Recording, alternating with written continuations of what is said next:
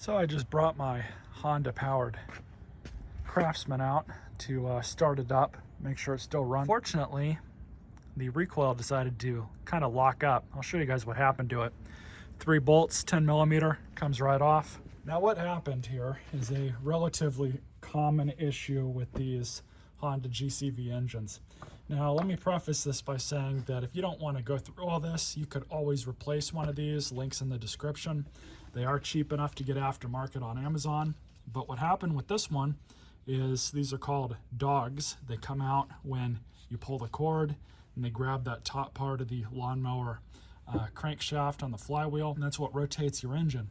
And of course, when you let it come back in, the idea is both of these go back in and in place, and they allow it to coil back up with the inside spring.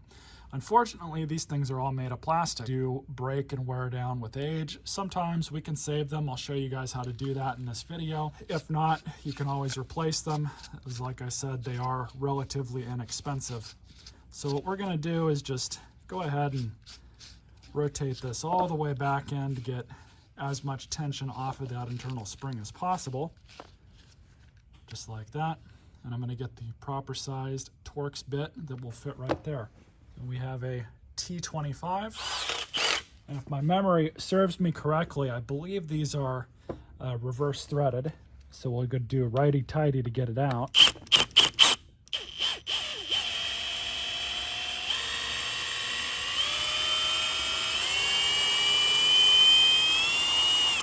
There we are. So let's see what happened. Pull that out. You can see this. What ended up happening was it jammed outside of this internally. So the idea is they go back in just like that, but when you pull the cord, just like that. So internally, this one doesn't look too bad. It's just dirty. So we can get away with cleaning this, throwing it all back together, and hopefully we'll be on our way. So I'm gonna pull these out. What we'll do is inspect them. I have seen these break right here with the little nubs. Occasionally they have broken here. And again, if you do find these broken inside, if you've got a good used one of these lying around that's got another one of these broken, you can always make a good working one, or just buy an aftermarket one and you're set for another little while. I've also seen these two tangs break off. I've seen these springs rust out pretty good. The rust on the spring isn't an issue by it, is it just ends up getting a bunch of grit and crap and grass, and causes these things to mess up, get pushed out like that and jam up. So it is good practice to kind of take these off every now and again and clean them out, because it will save you a little bit of hassle. Because if you want to go mow your lawn or something and this happens, you have to fix this before you can use the mower in most cases. So you can also see here that there's a little bit of wear from these that happens along these edges. And that's okay, that's normal. But this we definitely need to clean out. You can see how much dirt and grime has been attracted to it. So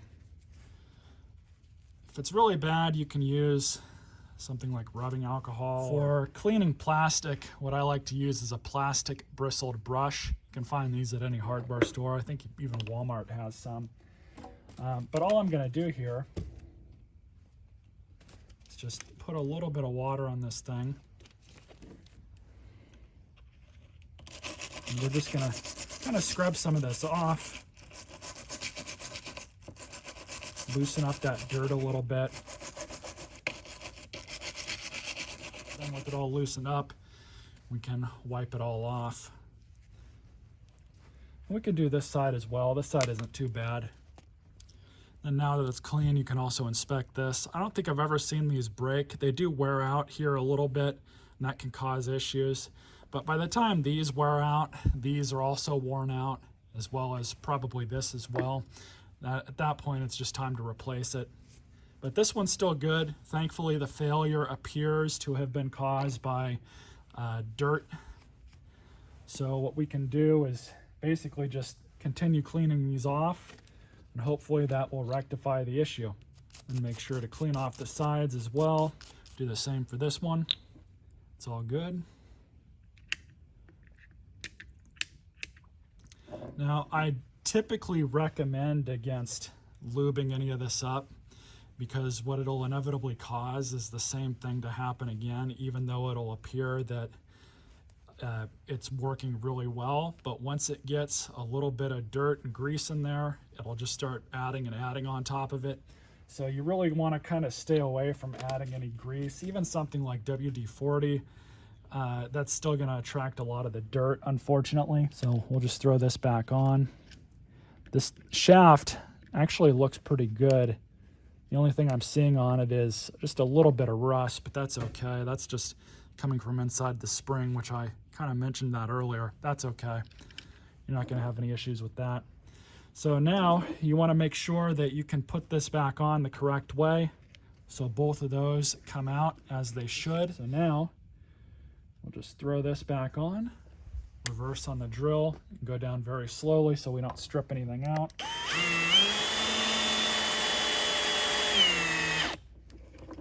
Just like that. Doesn't need to be super tight.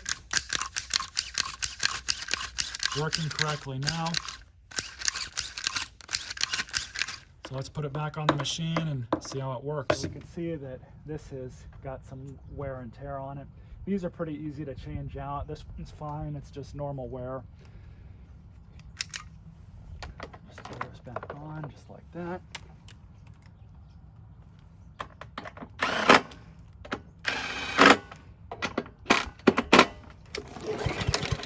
Works as advertised.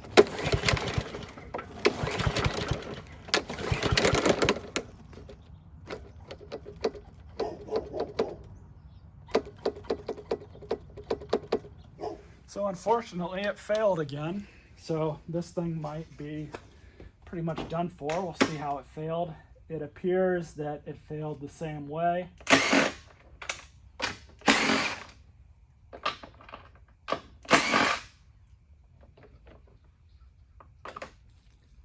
And it sure did. Same type of failure. So we can probably do to replace this and we'll be all right. At this point, I think that's what I would do.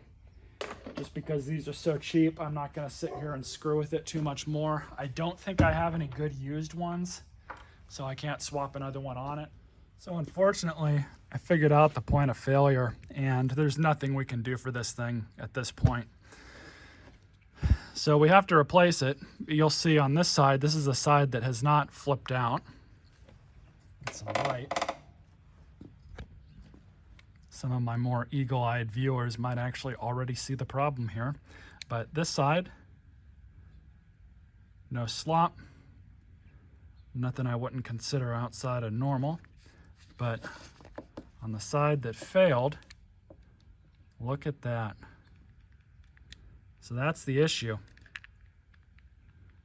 About the same amount of force on the other side. That's all the movement we get.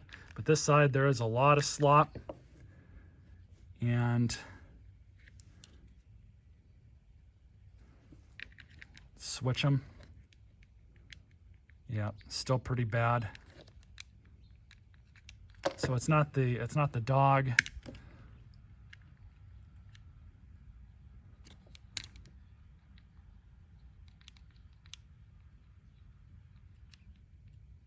To me, it appears like it's the recoil itself. That's a lot. That's just enough play for it to dislodge itself like this every single time. And you can see how it shifts itself down like that. This other side doesn't really do that. But this side, there's a lot of slop there. So this thing's done for. I already ordered a new one off of Amazon, same one I just linked to. I threw some other links in there in case, you know, those links end up dead for whatever reason. So unfortunately for this, the only thing we have to do, the only thing we can do is replace the whole unit. It is what it is, but $16 at the time of this video isn't too bad. Stay tuned for more videos.